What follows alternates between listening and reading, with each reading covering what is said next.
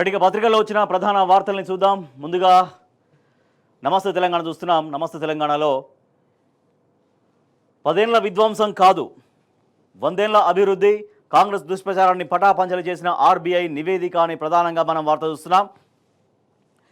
కేసీఆర్ పాలనలో ఆర్థిక వృద్ధిపై బురదజల్లిన కాంగ్రెస్, 10 ఏళ్లలో రాకెట్ వేగంతో అభివృద్ధి సాధించిన తెలంగాణ, తలసరి ఆదాయంలో దేశంలోనే మొదటి స్థానంలో నిలిచిన రాష్ట్రం, దేశ తలసరి కన్నా తెలంగాణ పౌరుల సంపాదన 1,50,000 ఎక్కువ, అన్ని రంగాల సమ్మిళిత వృద్ధితో 249% పెరిగిన జీఎస్డీపీ, మూడింతలైన బడ్జెట్, 5 ఏళ్లలోనే జీఎస్టీ రాబడి 125% వృద్ధి, కుండబద్దలు కొట్టిన ఆర్బీఐ హ్యాండ్బుక్ ఆఫ్ స్టాటిస్టిక్స్ నివేదిక, కేసీఆర్ దార్శనికత ప్రణాళికలతో ఆర్థిక పాఠంగా మారిన ప్రగతి, ఆర్థిక క్రమశిక్షణతో కరోనా కల్లోలంలోనూ నిలకడగా వృద్ధి రేటు, తప్పుడు ప్రచారం చేసిన కాంగ్రెస్ మేధావులు ఇప్పుడేమంటారు. సో ఇది తెలంగాణ రాష్ట్రంలో 10 ఏళ్ల బీఆర్ఎస్ పరిపాలనలో సాగినటువంటి అభివృద్ధి పదం. ఇప్పుడు కాంగ్రెస్ ప్రభుత్వం చెప్తున్నట్టుగా మొత్తం 10 ఏళ్లలో విధ్వంసమైంది, అవినీతి జరిగింది, ఆర్థిక ప్రగతి వెనకబడింది అని చెప్పే మాటలు ఏవైతే ఉన్నాయో అవన్నీ కూడా పూర్తిగా అబద్ధమని స్పష్టమైంది ఆర్బీఐ ఇచ్చినటువంటి నివేదిక.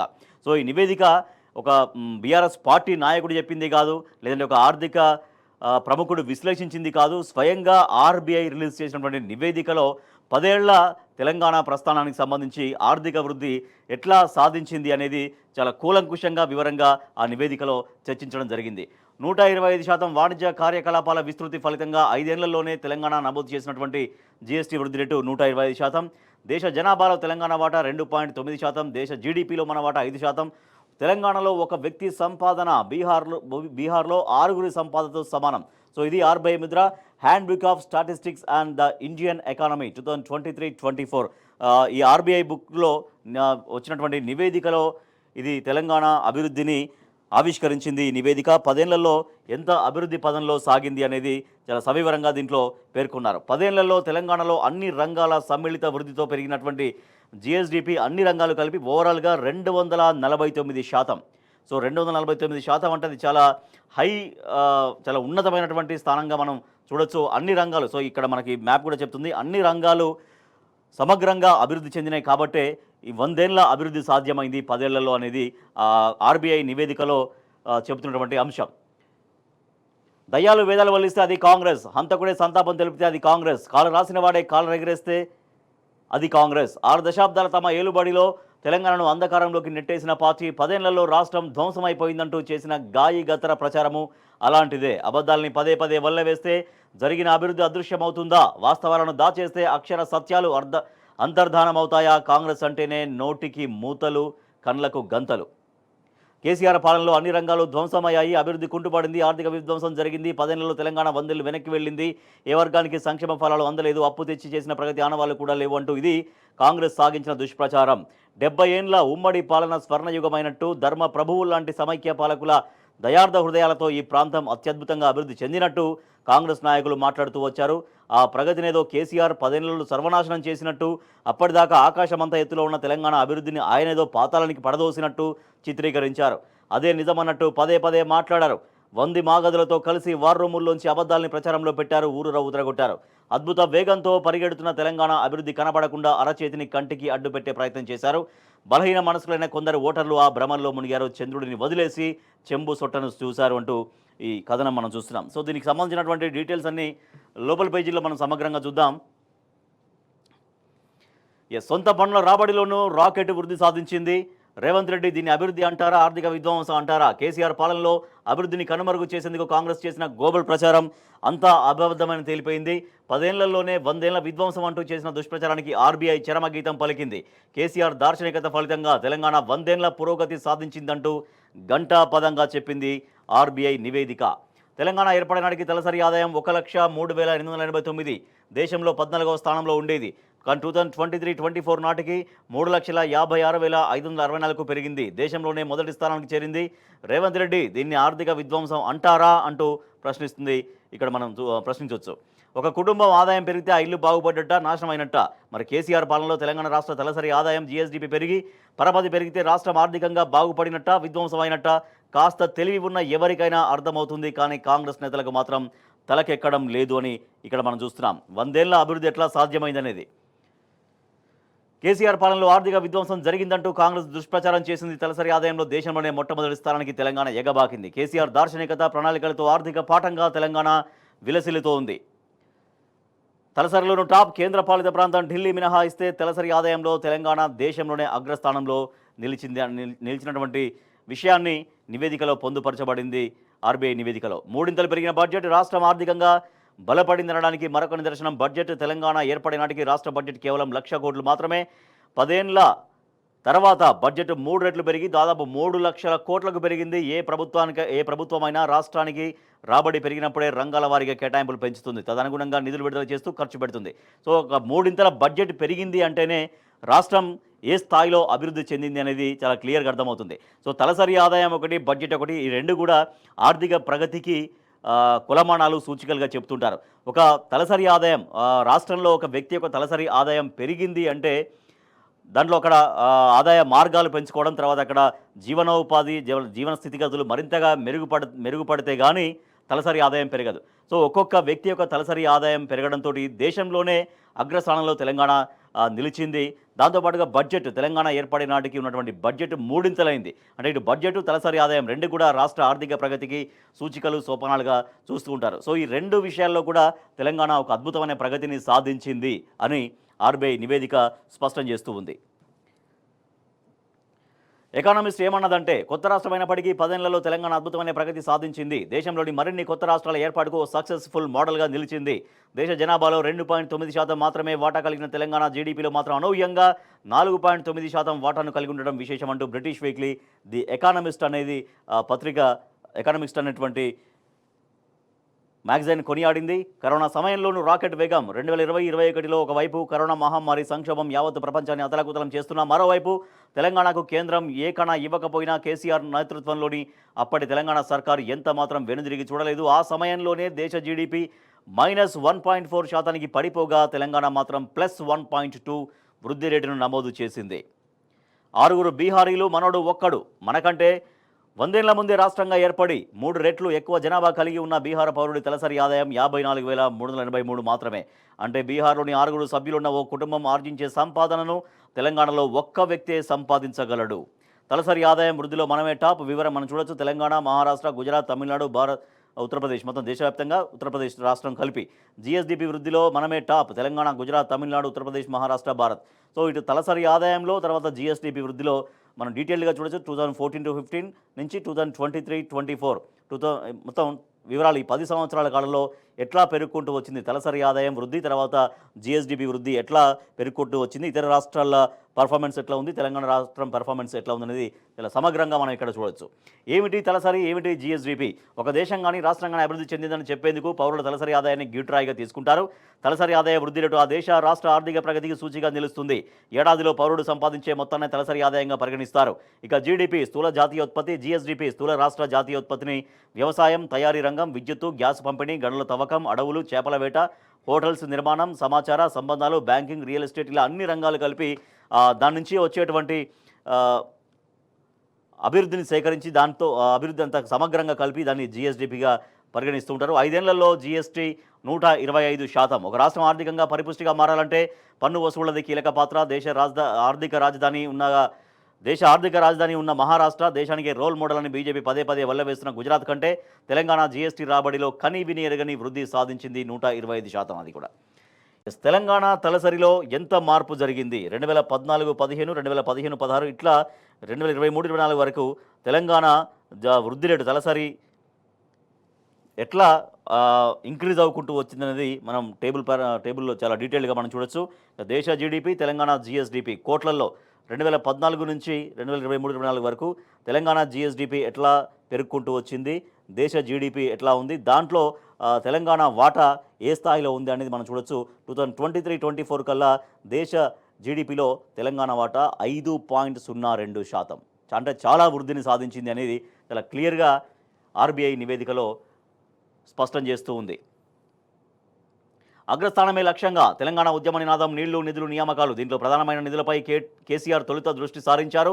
ప్రత్యేక రాష్ట్రం ఏర్పడే నాటికి గత కాంగ్రెస్ పాలనలో తెలంగాణ ఆర్థిక పరిస్థితి దుర్భరంగా ఉండేది. దీంతో రాష్ట్రం ఆర్థికంగా పరిపుష్టం కావాలంటే ఉత్పాదకత పెరగాలని, అది జరగాలంటే ఆర్థిక రంగంలో సంస్కరణలే మార్గమని కేసీఆర్ గ్రహించారు. సో ఆర్థిక రంగాన్ని బలోపేతం చేసి రాష్ట్ర రాబడిని పెంచి, ఆదాయాన్ని పెంచి, తలసరి ఆదాయాన్ని పెంచి, జీఎస్డీపీని పెంచి మొత్తం ఓవరాల్గా దేశంలోనే అగ్రస్థానంలో తెలంగాణను నిలపగలిగారు 10 సంవత్సరాల కాలంలో నాటి ముఖ్యమంత్రి కేసీఆర్. అటు తలసరి ఆదాయం తీసుకున్నా కూడా తలసరి ఆదాయం ఒకనాడు ₹1,00,000 వరకే ఉండేది. కానీ దాన్ని 3,50,000 వరకు పెరిగి దాదాపుగా దేశంలోనే అగ్రస్థానంలో నిలిపారు. అది అదేవిధంగా కొనసాగుతూ ఉంది. సో ఈ 10 ఏళ్ల బీఆర్ఎస్ పరిపాలనలో తీసుకొచ్చినటువంటి ఆర్థిక విధానాలు, సంస్కరణలు రాష్ట్ర రాబడిని పెంచే విధంగా, పౌరుల ఆదాయాన్ని పెంచే విధంగా తీసుకున్నటువంటి చర్యలు ఒక గొప్ప ఫలితాలనిచ్చాయి. తద్వారా తలసరి ఆదాయం పెరిగింది, జీఎస్డీపీ పెరిగింది. దేశంలోనే ఒక గొప్ప స్థానం నిలిచి ఆర్థిక పాఠాన్ని ప్రపంచానికి బోధించే స్థాయికి తెలంగాణ ఎదిగింది అనేది ఆర్బీఐ నివేదికలో పొందుపరచబడినటువంటి వాస్తవం. తెలంగాణ ప్రముఖ కవి, రచయిత నందిని సిద్ధారెడ్డి ప్రభుత్వం ఇవ్వజూపినటువంటి ₹1,00,00,000 నగదును, ఇంటి జాగాను కూడా తిరస్కరించారు. ఎందుకంటే తెలంగాణ సంస్కృతిపైన ఈ ప్రభుత్వం దాడి చేస్తుంది. ఏకంగా తెలంగాణ తల్లి విగ్రహం చేతిలో నుంచి, అంటే తెలంగాణ తల్లి విగ్రహాన్ని మార్చిన విగ్రహంలో అట్లీస్ట్ బతుకమ్మ కూడా పెట్టకపోవడం, అంటే బతుకమ్మనే తెలంగాణ తల్లికి దూరం చేసి సాంస్కృతిక దాడి జరుగుతుందంటే ఆయన్ని నిరసిస్తూ దాన్ని రిజెక్ట్ చేశారు. సిద్ధారెడ్డి నిబద్ధత చరిత్రలో చిరకాలం నిలిచిపోతుంది. పారితోషికం, ఇంటి జాగాను తిరస్కరించడం తెలంగాణ అస్తిత్వ పరిరక్షణలో మైలురాయి. BRS party working president KTR ప్రముఖ కవి నందిని సిద్ధారెడ్డికి ప్రశంసలు. కవి, రచయిత నందిని సిద్ధారెడ్డిని ఆల్వాల్లోని ఆయన నివాసంలో బీఆర్ఎస్ వర్కింగ్ ప్రెసిడెంట్ కేటీఆర్ మర్యాదపూర్వకంగా కలిశారు. ఆయన వెంట ఎమ్మెల్యే మర్రి రాజశేఖర రెడ్డి, ఎమ్మెల్సీ దేశపతి శ్రీనివాస్, బీఆర్ఎస్ నాయకులు బాల్కా సుమన్, దేవి ప్రసాద్, దాసోజు శ్రవణ్ ఇంకా ఇతర నాయకులు కనిపిస్తున్నారు.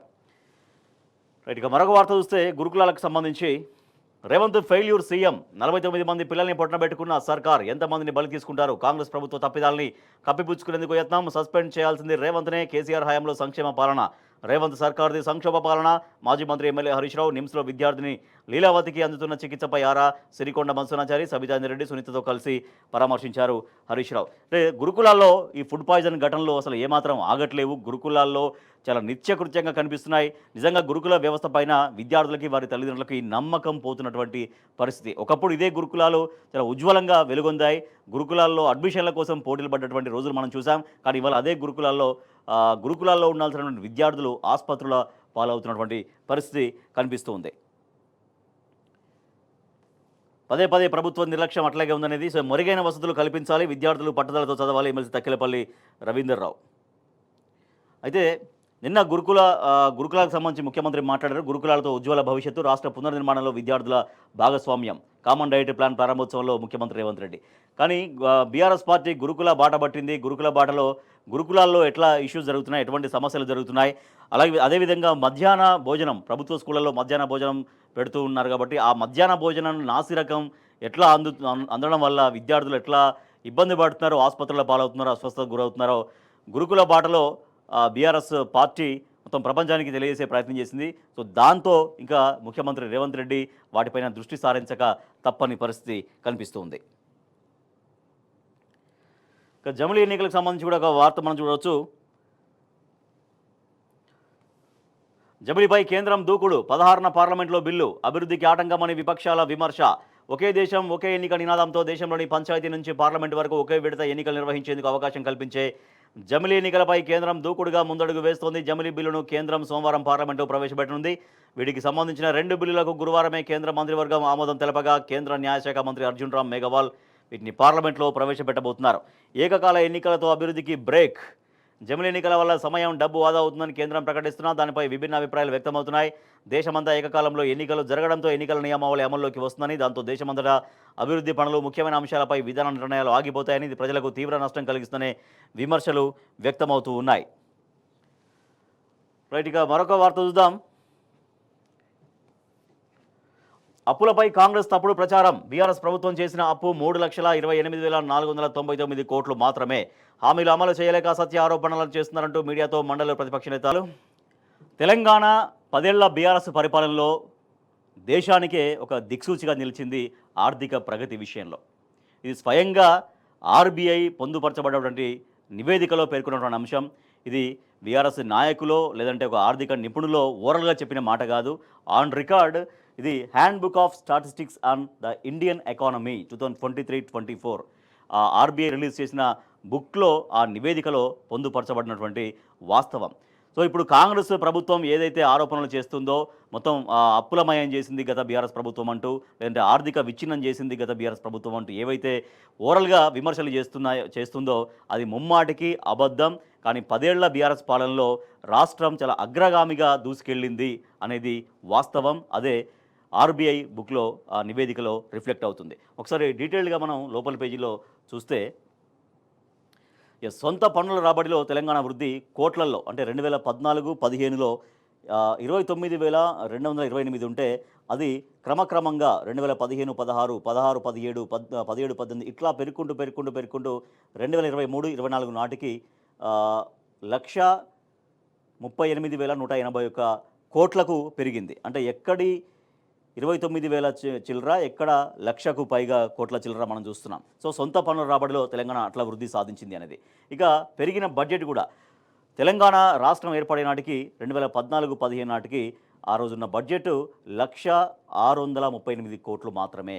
కానీ 15-16, 16-17, 17-18 ఇట్లా పెరుగుకుంటూ 22-23కి వచ్చేసరికి అది 2,56,859. ఇంకా మరో ఇయర్కి అది 3 లక్షల కోట్లకు చేరింది. సో ఇట్లా బడ్జెట్ ఎట్లా పెరిగింది అనేది. తలసరి ఆదాయం ఎట్లా ఇంక్రీజ్ అయింది, 2014-15లో ఎంత తలసరి ఆదాయం ఉంది, అది 2023-24కి ఎంత తలసరి ఆదాయం పెరిగింది. 1,03,889 తలసరి ఆదాయం ఉంటే అది పెరిగి 3,56,564కు చేరింది. దాంట్లో మొత్తం వృద్ధి రేటు 249% వృద్ధి రేటు తెలంగాణ తలసరి ఆదాయంలో. దేశ తలసరి కేవలం 139% మాత్రమే. జిఎస్డిపి వృద్ధి ఎట్లా పెరిగింది, 2014-15లో జిఎస్డిపి వృద్ధి రేటు అప్పుడు జిఎస్డి 2014-15లో 4,30,599 ఉంటే అది 2023-24కి వచ్చేసరికి 15,01,981. సో దాంట్లో జిఎస్డిపి వృద్ధి రేటులో 249% వృద్ధి రేటు సాధిస్తే దేశ జీడిపిలో వృద్ధి రేటు 139% మాత్రమే. అంటే ఇట్లా అన్నిటికీ కూడా దేశానికంటే రాష్ట్రం తన వృద్ధి రేటును అన్ని దశల్లో, అన్ని విభాగాల్లో ఎట్లా పెంచుకుంటూ వచ్చిందో మనం చూసాం.